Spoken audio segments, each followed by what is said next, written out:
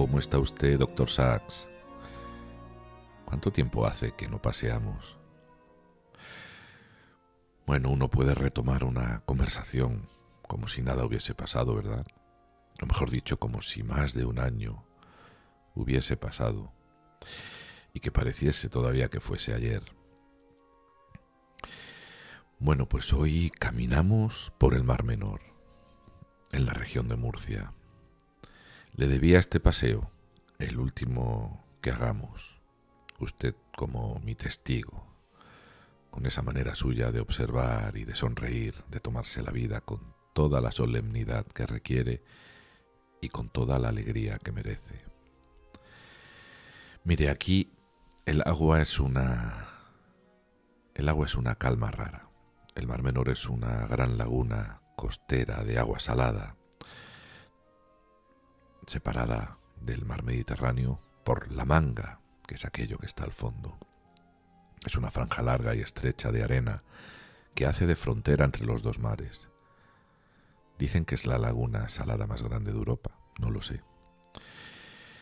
El agua de este mar es poco profunda, la parte más honda llega apenas a 5 metros, o al menos así lo estudié cuando yo iba al colegio.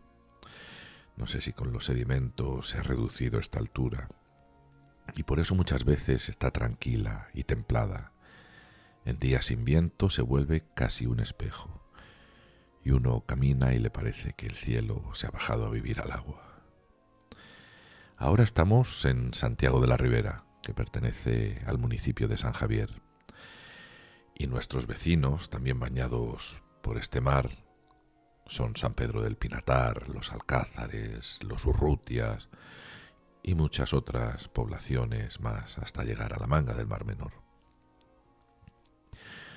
Hubo una vida marina o marinera en este mar laguna, vamos a decirlo así, muy ligada a la pesca y a los barquitos pequeños. Y de ahí viene precisamente un plato que siempre que se nombra al Mar Menor acaba saliendo, y es el caldero.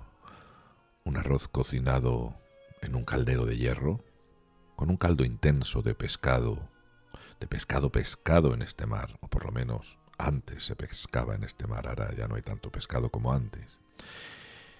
Y también, al que también se le añaden ñoras, y que cuando se sirve el plato, pues por un lado primero, en paralelo se sirve el arroz con alioli o con ajo, como se llama aquí en Murcia, y por otro lado se pide o se toma el pescado. Las celebraciones de mi infancia y juventud siempre han estado ligadas a este exquisito plato de arroz, que hace muchos años era el plato barato que comer, y hoy se cobra a precio de oro. Y bueno, pues es que la reinvención de la tradición se ha convertido en un lujo, y así de tonto es el ser humano.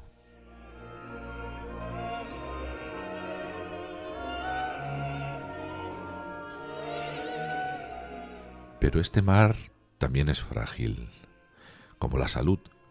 Le llaman la laguna salada, como he dicho antes, la más grande de Europa, y tiene un equilibrio delicadísimo. Cuando llueve mucho cambia la salinidad y además esta zona recibe el agua de ramblas que vienen de más arriba, de una huerta mediterránea muy abonada, muy enriquecida de nitratos y fosfatos. Y aquí no llueve mucho a lo largo del año, pero cuando lo hace a veces es torrencialmente. Y todo se inunda y entonces esas escorrentías desembocan en el Mar Menor, saturándolo de nutrientes. Las algas se multiplican, consumen oxígeno, y ya ha ocurrido varias veces la muerte masiva de los peces. Un paisaje precioso, sí, pero sometido a una tensión constante, como si estuviera siempre muriendo y renaciendo.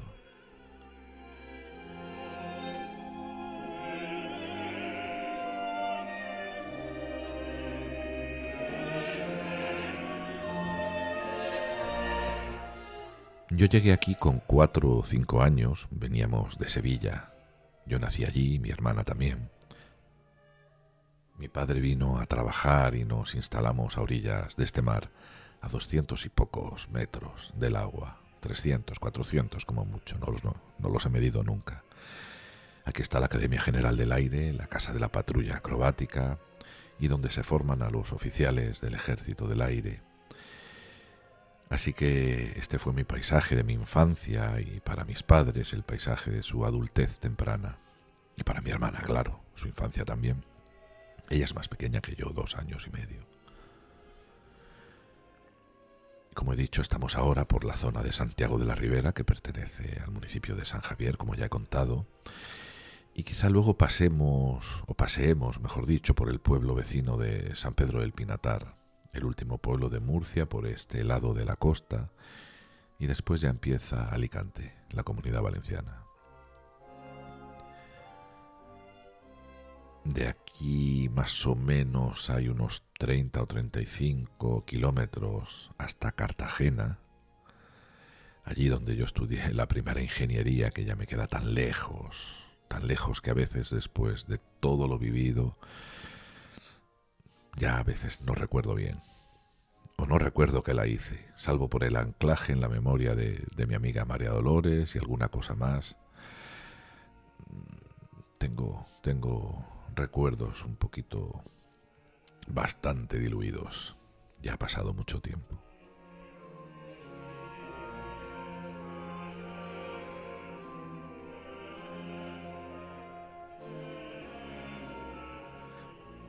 Antes de entrar en lo importante, quiero dar una nota rápida a Dr. Sachs y es que he pensado en crear un canal de YouTube y que sea podcast a la misma vez.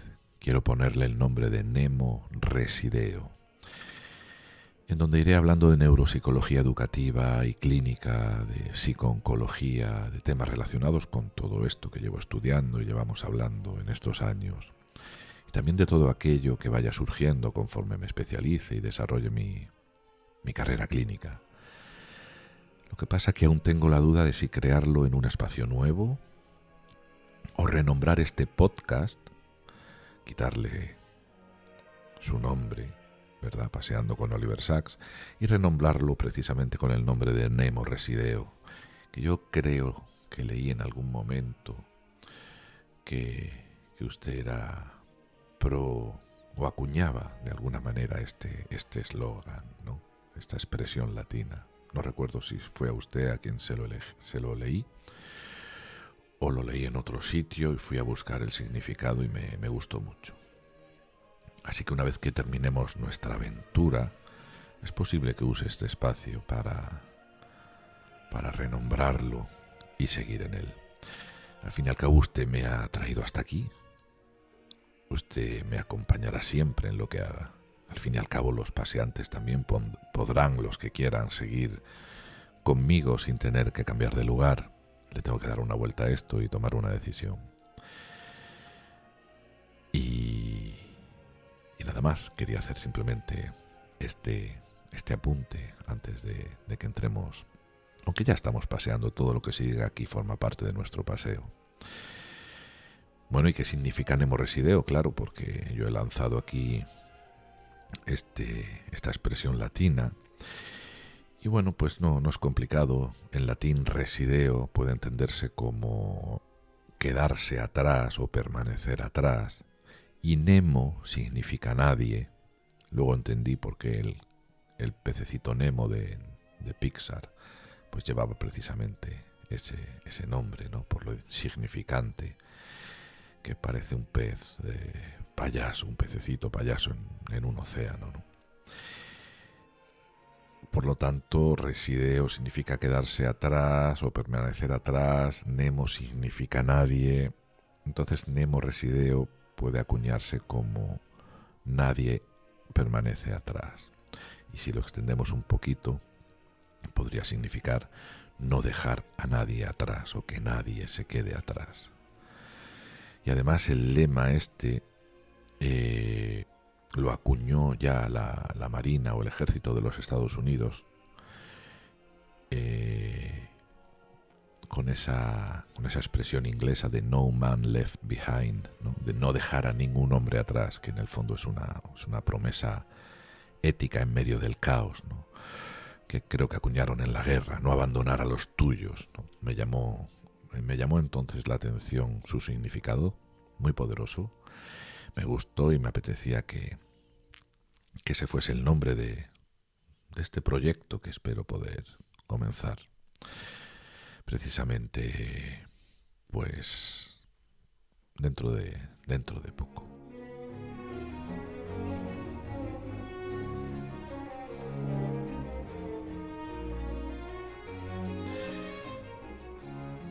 Doctor Sachs, usted vivió en Estados Unidos durante toda su vida adulta y sin embargo en sus libros aparece el peso de su familia, la muerte de su madre, la de su tía Lenny, la enfermedad de sus hermanos, sobre todo la enfermedad crónica de Michael. Y también, bueno, tuvo la suerte de que su padre se mantuviese vivo hasta más de los 90 años. Y aún así, por lo que desprenden sus relatos, no parece que en algún momento decidiese regresar de forma seria para ocuparse de ellos. Ahí, en otras muchas cosas, usted y yo hicimos las cosas diferentes. Yo no podía haberme quedado lejos, hubiese sido insostenible. Cabalgar en la distancia, la vida con la desesperación y la ansiedad diaria con la que viví el último año y medio de Congo. Y es que antes, en su época, uno podía aislarse al otro lado del océano recibiendo una carta al mes. Pero no ahora, en donde se comparten las vidas a tiempo real, se esté donde se esté en este planeta.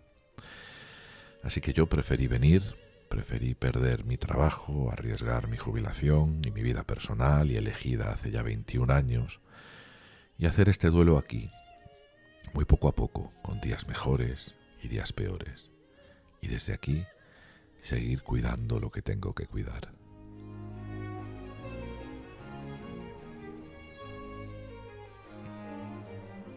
Hace muchos episodios, hace ya 2 años y medio, mi padre sufrió un ictus isquémico. Y yo dije entonces aquí, en algún episodio posterior al ictus, que necesitaba tiempo para pensar, para contar qué pasó, sobre todo en los meses de hospital. Estuvo casi 2 meses ingresado. Entonces fui asentando y destilando ideas, no quería hacerlo en caliente, y cuando ya estaba dispuesto, a los 6 o 7 meses, mi madre empezó a morirse. Y no lo digo como dramatismo, lo digo como un hecho. Decidió que se tenía que morir. Así nos lo dijo y acabó haciéndolo. No soportó que mi padre no la pudiese cuidar más, y mientras ella estaba muriéndose en el hospital, mi hermana en ese mismo instante estaba operándose de un tumor recién detectado. Y ahí estaba yo, pasando unas horas con una en la planta segunda, subiendo y pasando unas horas con la otra en la planta tercera, y vuelta a bajar y vuelta a subir. Entonces mi madre se murió, mi hermana regresó a casa para recuperarse, yo volví a Congo y volví de nuevo a Murcia, cuando mi hermana me dijo que había empeorado todo. Y volví justo hace 1 año, un poco más de 1 año. Y ya no me he vuelto a ir. Y aquí, de momento, la tengo a mi lado, con sus recaídas, con su pelo tan bonito, extinguido. Muy cansada, pero a mi lado. Y no solo ocurrieron cosas bajo mi punto de vista, en el trato, en la manera en la que yo viví los cuidados de mi padre en el hospital. También hubo eventos bizarros en el de mi madre, no en el de mi hermana durante la operación, pero sí más recientemente con los tratamientos de quimioterapia y las comorbilidades asociadas. Pero no quiero que esto sea un paseo solo para hablar de esto. O sí, no lo sé. Es mi paseo con usted y va a ser el último paseo que hagamos. Así que lo quiero aprovechar.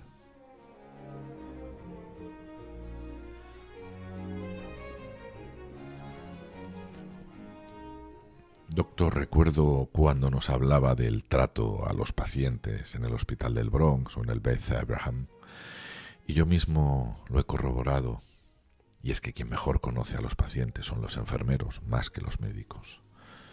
quizá tenga que ser así, seguramente. Y de forma general, basándome en la experiencia de todos estos años de hospitales con la familia, puedo decir que el trato de mejor a peor fue así.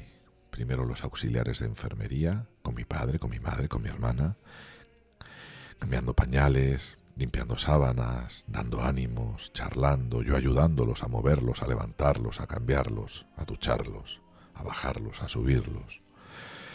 Y después vienen los enfermeros, y después vienen los médicos. He tenido muchas historias con médicos, tensiones, discusiones, agradecimientos, momentos también muy complicados.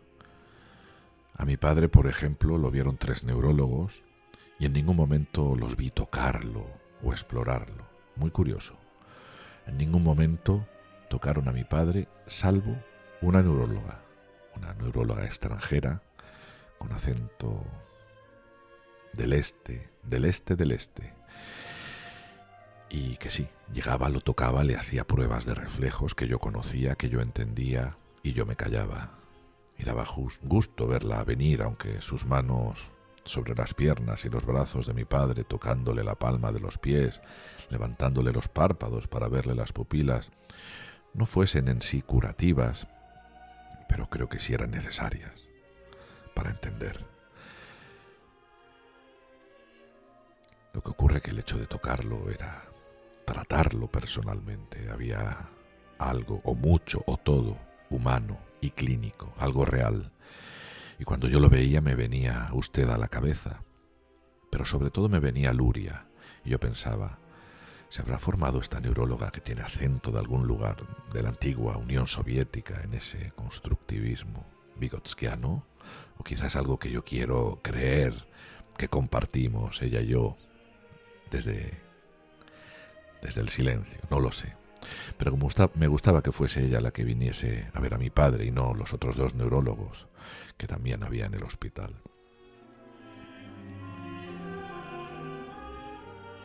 Con mi madre fue distinto y parecido en algunos aspectos. Mi madre dijo que se quería morir y empezó a morirse.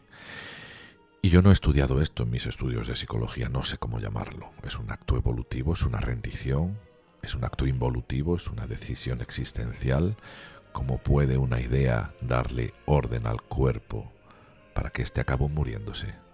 Esto no funciona tan fácilmente, no funciona con todo el mundo. No lo sé, no tengo ni idea, pero lo hizo. Y no solo es cosa mía, amistades mías, amistades psicólogas, amistades médicas, que estuvieron enfermeros, que estuvieron conmigo en el proceso, vieron y están de acuerdo que también fue así. Ella estuvo ingresada en el mismo hospital que mi padre, medio año más tarde. No sabían lo que tenía. Y bueno, pues durante mucho tiempo le tocó hacerse cargo de ella a un médico de aquí, de la tierra. Un médico muy bruto. No vamos a decir nombres, pero pongamos o llamémosle JS. No tenía palabras amables, de hecho hablaba muy poco, llegaba y decía, bueno, pues tal y cual, la cosa va pa'lante, o no entiendo la cosa, o la infección de orina ya está mejor. Ya está. Y al día siguiente, ya para casa. Y yo, ¿para casa? Entonces, ¿por qué no habla? ¿Y el resto? ¿Qué hacemos con el resto? Y cuando decía el resto me refería más allá de la infección de orina que tenía. Dice, es que con las infecciones de orina se duerme. Digo, ¿se duerme o entra uno en una catatonia? Bueno, y ahí le confieso que me acordé de usted, y solo de usted una vez más, cuando dice que en psiquiatría y en neurología se pone atención al exceso pero no al defecto. Quizá porque el exceso genera problemas visibles, peligros para uno mismo, para los demás. Pero cuando el problema es por defecto, ¿verdad? Cuando uno está dormido, si la persona está callada, apagada, pues para casa, ¿verdad? Porque en casa siempre hay una cama donde uno puede seguir durmiendo. Así que bajo mi petición enérgica y después de levantarnos la voz en más de una ocasión, vino una neuróloga y una médica, una médica interna, una internista, pero mi madre tenía claro que se quería morir y se murió al poco tiempo. Pero eso no lo sabía el médico. Él le miraba las analíticas, en donde no hay mucho que interpretar. Decía que todo estaba bien, salvo la infección de orina, que mejoraba y a veces empeoraba y a veces mejoraba. Pero él miraba las analíticas. Ya digo, no hay mucho que interpretar porque un valor concreto aparece en negrita o con un asterisco si se ha salido del rango, así que lo siento mucho por JS. No tenía mucha inteligencia que aplicar. Así es. Y así es para los médicos que solo se dedican a leer cifras, que los hay. Este era así. Luego me encontré con JS, un año después, no hace mucho, cuando mi hermana estuvo hospitalizada por penúltima vez. No creo que él se acordase de mí, pero yo sí me acordaba de él. Cuando lo vi llegar a la habitación dije, oh, le toca guardia a JS, qué mala suerte. Volvió a hablar con tan poca delicadeza, con tal brutalidad, que uno se pregunta si es que faltan médicos o si cuando uno entra a trabajar en la sanidad pública ya tiene que ser una calamidad para que lo aparten del ejercicio. Y ahora más recientemente, que mi padre ha estado ingresado con una infección muy seria, ha estado a punto de morir, pues en un fin de semana tuvimos la gran suerte de que JS estuviese ahí. Lo había llamado el enfermero para que viese a mi padre por un tema pulmonar, unos ruidos, ruiditos a la hora de respirar. Y vino, no sé si estaría ocupado, no sé dónde estaría o dónde estaba, pero llegó como un toro de lidia cuando sale a la arena. De hecho, nos tuvimos que apartar el enfermero, los dos ayudantes que estaban también a la misma vez terminando de cambiar a mi padre, de cambiar las sábanas. Y entró, lo ocultó en 2 segundos. Yo creo que miré hacia la derecha o hablé con alguien en 3 o 4 segundos y cuando giré ya no estaba en la habitación. Y dije, bueno, ¿y el doctor? Dice, no, ya se ha ido. ¿Y qué ha dicho? Dice que le tenemos que quitar el suero, que tiene algo de líquidos en los pulmones. No dijo nada, no dijo dónde está el familiar, no dijo, bueno, pues este hombre tiene esto.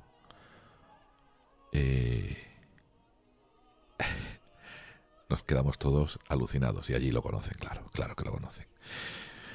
Bueno, yo ya había puesto una queja por el trato con mi madre. La administración contestó con una carta diciéndome que todo había estado muy bien. Ya sabemos, esa protección entre profesionales, ¿no? Hoy por ti y mañana por mí.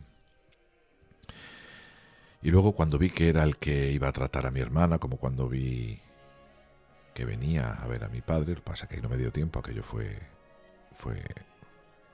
visto y no visto, pero con mi hermana sí que pude pararlo y hablar con él algo, pues apliqué la regla del despiste. Como yo andaba yendo y viniendo todos los días al hospital, preguntaba por él a enfermeros y enfermeras con los que yo tenía confianza. Oye, ¿y este médico cuando vuelve? Que tengo que hablar con él. No es muy fino, ¿verdad? Y en confianza, y en concreto con un enfermero que acabó convirtiéndose en amigo, me dijo, es un pedazo de... Y lo dejó así. Y yo dije, ¿un pedazo de qué? Dice, pues un pedazo de... Claro, puede ser un pedazo de muchas cosas, ¿no? Cualquier cosa se puede cortar en pedazos, o sea que no hay que ser tampoco mal pensado.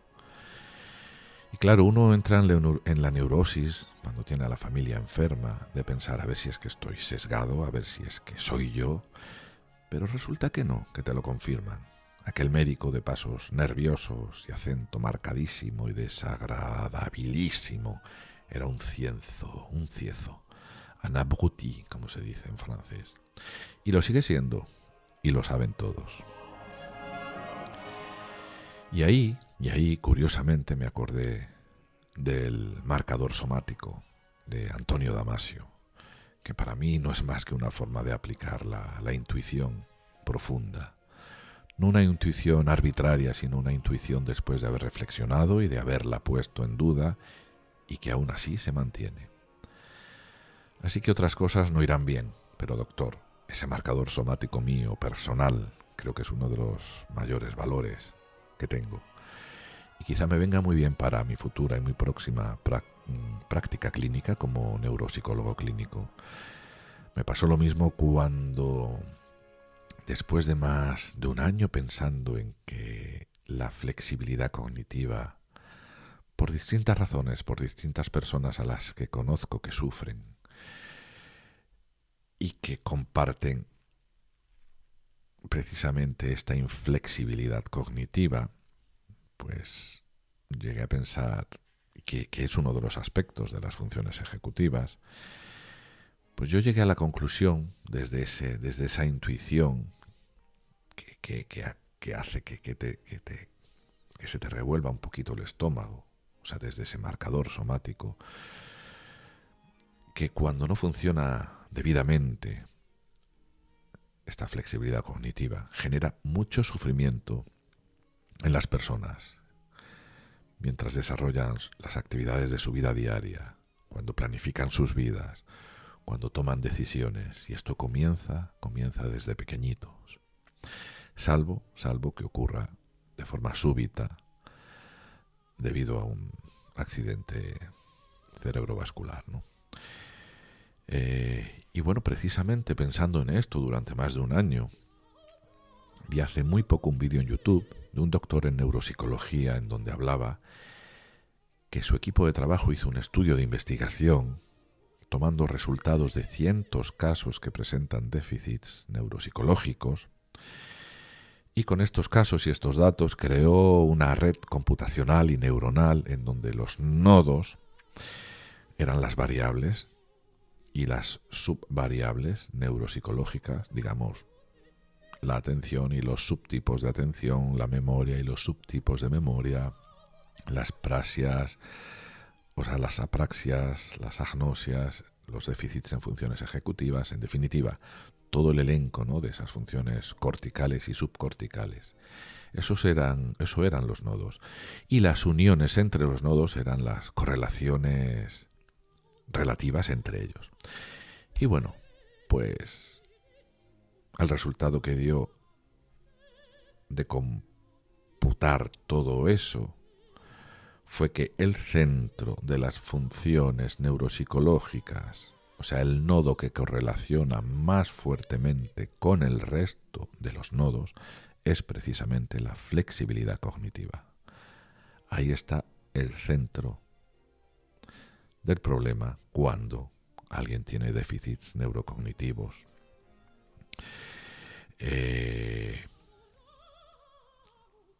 Y bueno, pues yo hasta me emocioné cuando vi el vídeo. Acabó el vídeo, lo cerré, y como me ha ocurrido en alguna película que me ha dejado tocado durante horas, tuve que salir, darme un paseo, tomarme un café y pensar mucho en esto. Y llegué a la conclusión de que jamás dudaré de mis intuiciones.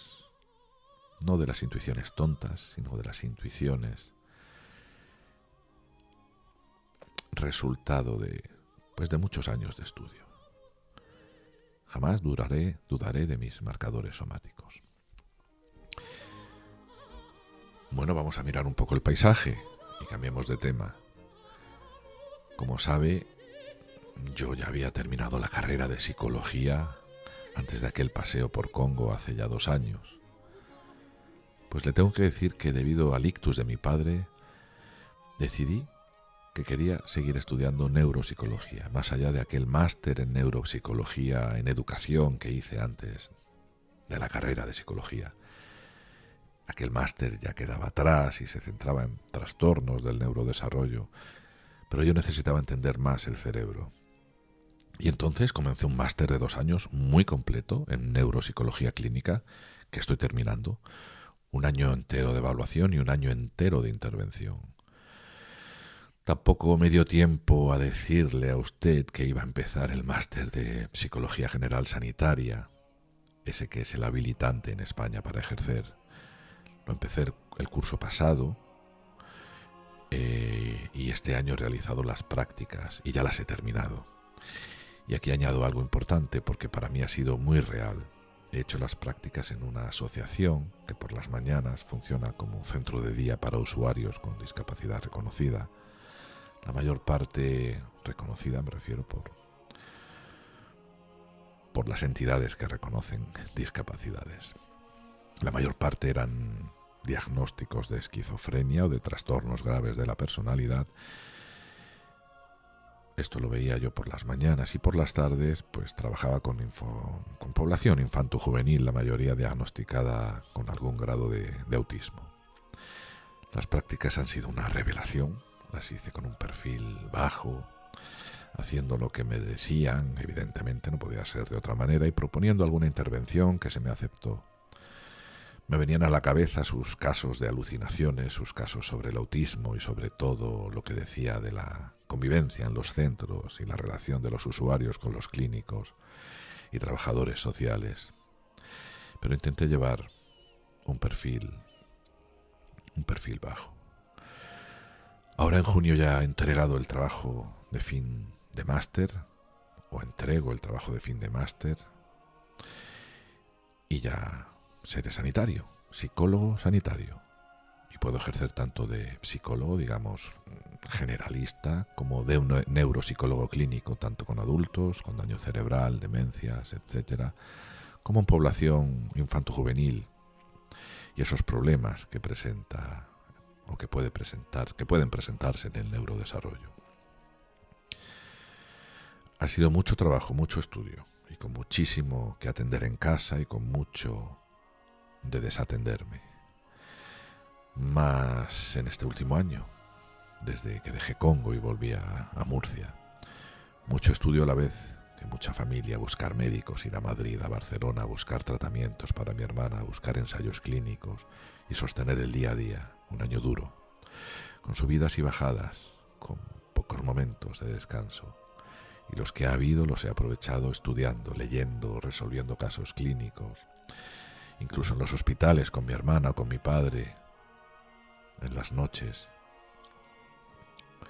con los cascos puestos, benditos cascos, con el ordenador en las rodillas, ese maravilloso MacBook Pro al que le dura la batería 7 u 8 horas, en las salas de espera de las consultas. Gracias a eso he podido avanzar mientras esperaba que los míos se fuesen recuperando. Y sí, aquí estoy, de vuelta en el pueblo del que me fui hace 21 años. Pensaba que nunca iba a volver. Volvía, veía a la familia y regresaba, pero no que me tuviese que quedar. He tenido que dejar mi contrato con la empresa en la que trabajaba, mi contrato francés, mis cotizaciones de 20 años, y llego aquí sin nada porque dejé mi trabajo de ingeniero. Con 55 años casi y con 12 años por delante para jubilarme. Y con una práctica clínica que ha de empezar pronto, y todavía no sé exactamente cómo. No hay neuropsicología en los hospitales de por aquí, son hospitales comarcales de ciudades pequeñas, de pueblos. Así que no lo sé, me pondré por mi cuenta. No puedo montar un centro como he imaginado tantas veces, económicamente es inviable. Me ofreceré a domicilio. Bueno, recupero la tradición de la visita médica a la casa. Usted hacía eso. No sé si hoy en día se sigue haciendo. Yo creo que sí. Minoritariamente, pero alguien lo hará. Podrá ser, no lo sé. He pensado en todo y no tengo nada claro.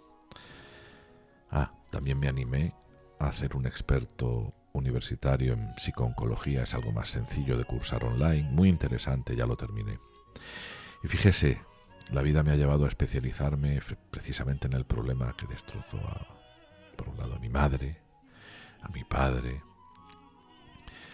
y a especializarme desde lo psicológico en el problema que lleva mi hermana encima. Así que no sé el tiempo que me dará la vida, pero parece claro que llevaré a mi familia siempre sobre mis hombros.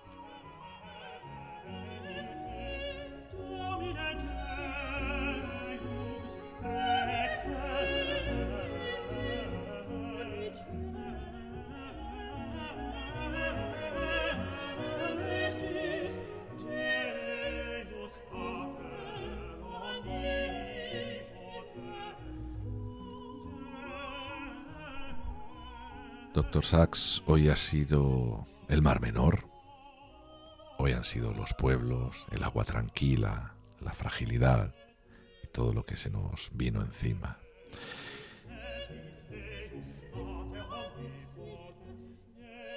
Qué mejor manera que exorcizarme con usted mientras paseamos y liberarme de una forma pública, pero hacia usted, de todo esto que sigue encima, pesando.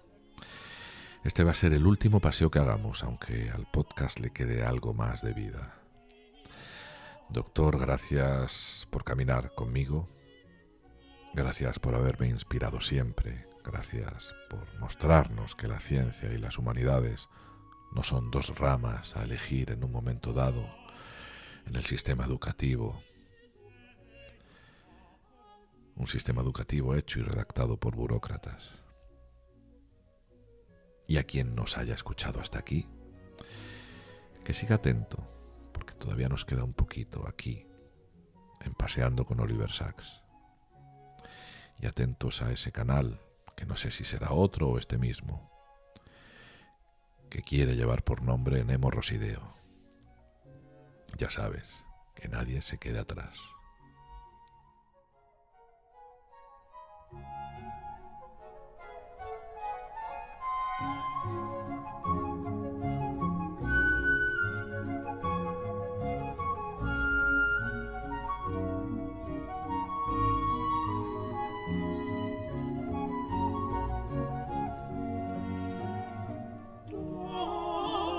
Domine